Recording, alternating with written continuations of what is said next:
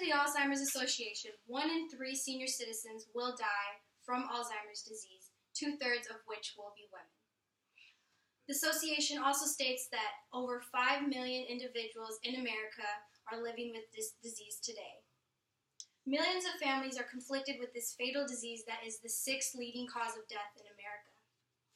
Today, I will distinguish between dementia and Alzheimer's, describe how the disease is developed, and lastly, touch on how the disease affects the family of those living with loved ones who have Alzheimer's disease, as well as the individuals who have the disease themselves.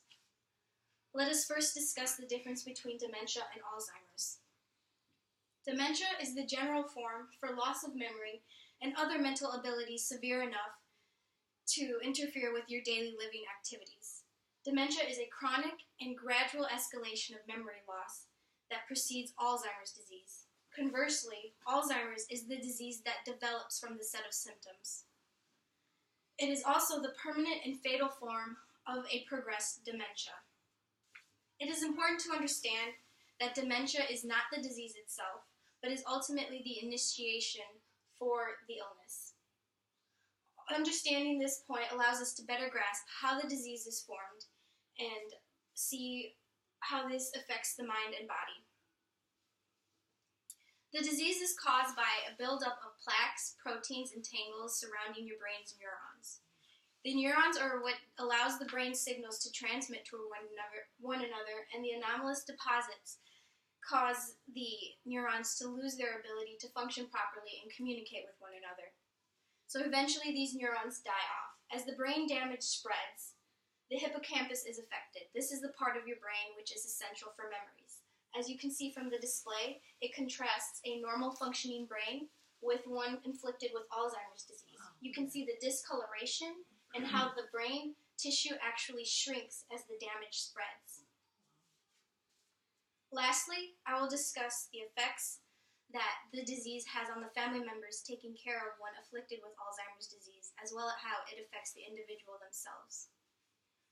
One testimony, as accounted to, Ms. Teepa Snow, who is a dementia and Alzheimer's care expert, states a woman whose husband had fallen victim to Alzheimer's. She recalls her exposure from watching his decline from the happy, busy man she knew and loved to a stranger that she vowed to take care of.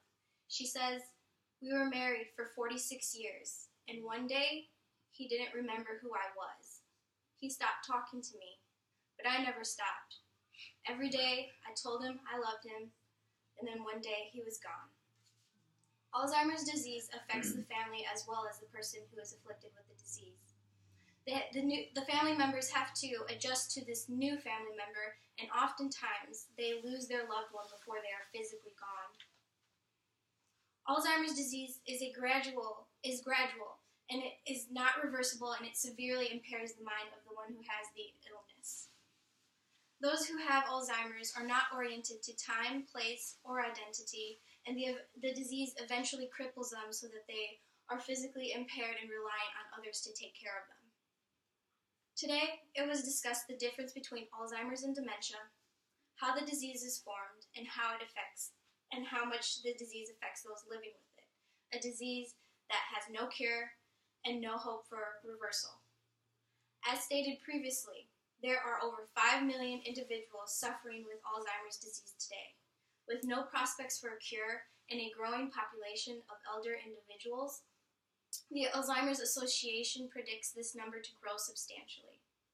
Alzheimer's is a heartbreaking disease, and as an author of the novel Emails from a Madman, Jerkins once said, "Alzheimer's is the cleverest of thieves, because she not only steals from you, but she steals the very thing you need to remember what's been stolen." Wow. Thank you for listening. Very good. What did you just talk about? Alzheimer's. Yes, you got it. Wait. That was good, Kyrina. Very good. You got to know. You put that